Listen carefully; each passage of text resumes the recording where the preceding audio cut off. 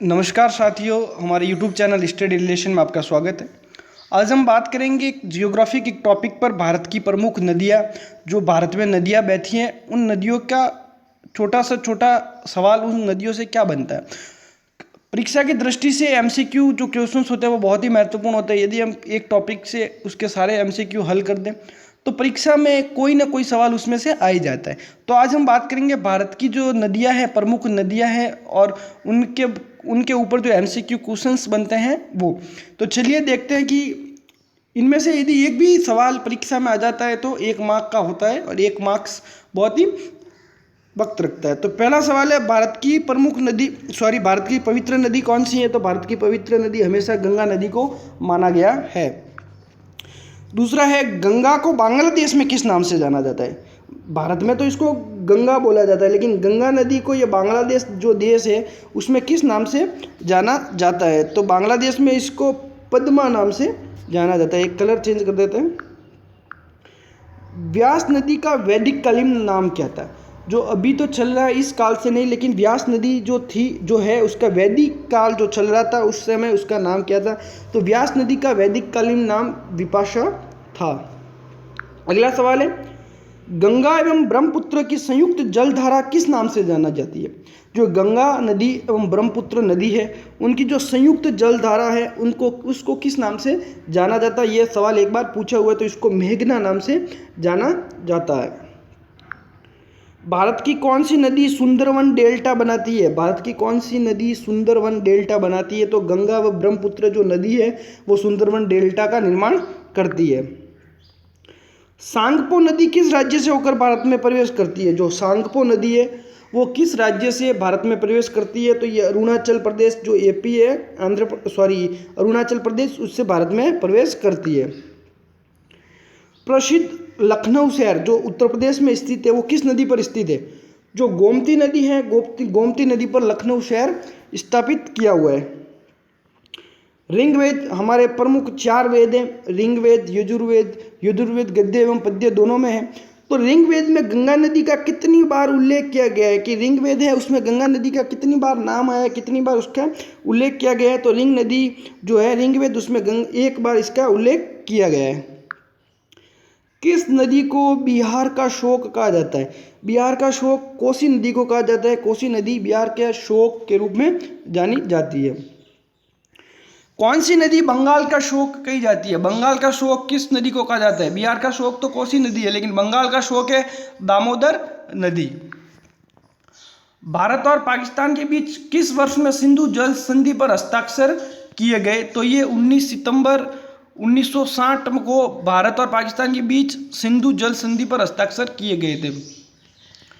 कौन सी नदी भ्रंश द्रोणी से होकर बहती है। तो जो नर्मदा नदी है वो भ्रंश द्रोणी से होकर बहती है। हाल ही में केंद्र सरकार ने किस नदी को राष्ट्रीय दर्जा देने की घोषणा की है। तो जो गंगा नदी है, भारत की प्रमुख पवित्र नदी, उसको केंद्र सरकार ने राष्ट्रीय दर्जा देने की घोषणा की है। प्रायद्वीपीय भारत की सबसे बड़ी नदी कौन सी है। तो प्रायद्वीपीय भारत की सबसे बड़ी नदी है गोदावरी, याद रखिएगा। भारत में बहने के अनुसार भारत की सबसे लंबी नदी कौन सी है। भारत में सबसे ज़्यादा लंबी बहने वाली नदी है गंगा नदी। कावेरी नदी कहाँ पर गिरती है। जो बंगाल की खाड़ी है उसमें, बंगाल की खाड़ी में कावेरी नदी गिरती है। पंजाब के निर्माण में सबसे महत्वपूर्ण नदी कौन सी है। जो सिंधु नदी है वो पंजाब के निर्माण में सबसे महत्वपूर्ण नदी है। कौन सी नदी पश्चिम की ओर बहती है और अरब सागर में गिरती है। तो नर्मदा नदी पश्चिम की ओर बहती है और अरब सागर में गिरती है। बहुत बार देखा होगा कि अरब सागर और बंगाल की खाड़ी में कंफ्यूज हो जाते हैं कि अरब सागर किस साइड है, बंगाल की खाड़ी किस साइड है। तो माना कि जैसे ये भारत का एक मैप है, अब मैं इसको ऐसे ही रूप दे रहा हूँ, तो इधर ए लिख दो, इधर बी लिख दो। तो नीचे की साइड, इस साइड अरब सागर हो गया और इस साइड बंगाल की खाड़ी हो गई। कौन सी 2 नदियों की लंबाई लगभग समान है। तो सिंधु नदी व ब्रह्मपुत्र नदी 2880 किलोमीटर है सिंधु की, और ब्रह्मपुत्र की 2900 किलोमीटर, जो लगभग समान है। कावेरी जल विवाद जो चल रहा है, जिसमें सुप्रीम कोर्ट ने फैसला दिया, ये किस राज्यों के बीच में।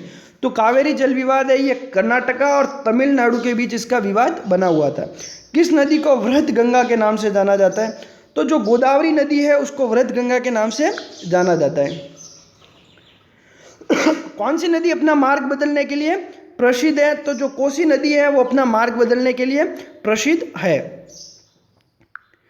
कौन सी नदी कपिल जलधारा प्रपात का निर्माण करती है? कपिल जलधारा प्रपात कौन बनाती है, कौन सी नदी बनाती है? तो इसका आंसर होगा नर्मदा नदी। नर्मदा नदी द्वारा कपिल जलधारा प्रपात का निर्माण किया जाता है। ये जियोग्राफी के बहुत ही महत्वपूर्ण एमसीक्यू क्वेश्चंस है। कौन सी नदी ओडिशा का शोक कही जाती है? बंगाल की तो हमने पढ़ा था, तो ये है ओडिशा की है ब्राह्मणी नदी जो है वो ओडिशा का शोक कही जाती है। वैन गंगा और पैन गंगा किसकी सहायक नदियाँ हैं? सहायक नदियाँ बहुत ही महत्वपूर्ण होती है नदियों के क्वेश्चंस में। जो गोदावरी नदी है वो वैन गंगा और पैन गंगा, ये जो दो नदियाँ हैं वो गोदावरी नदी की सहायक नदियाँ हैं। किस नदी पर सबसे लंबा सड़क पुल बना हुआ है? तो गंगा नदी है, उस पर सबसे लंबा सड़क पुल बना हुआ है। कौन सी नदी विश्व का सबसे बड़ा द्वीप माजुली द्वीप बनाती है? मजुली, तो ये ब्रह्मपुत्र नदी है, उस पर विश्व का सबसे बड़ा द्वीप बना हुआ है। नर्मदा नदी का अधिकांश भाग भारत के किस राज्य में बहता है? तो नर्मदा नदी का अधिकांश भाग भारत के मध्य प्रदेश में बहता है। कौन सी नदी रिफ्ट घाटी से होकर बहती है? जो ताप्ती नदी है वो रिफ्ट घाटी से होकर बहती है। कौन सी नदी पर भारत व पाकिस्तान का जल समझौता हुआ? ये सिंधु जल समझौता हुआ था, वो भारत व पाकिस्तान के बीच हुआ था। सिंधु समझौते के अनुसार भारत सिंधु नदी के कितने % जल का प्रयोग कर सकता है? तो 20% का प्रयोग कर सकता है।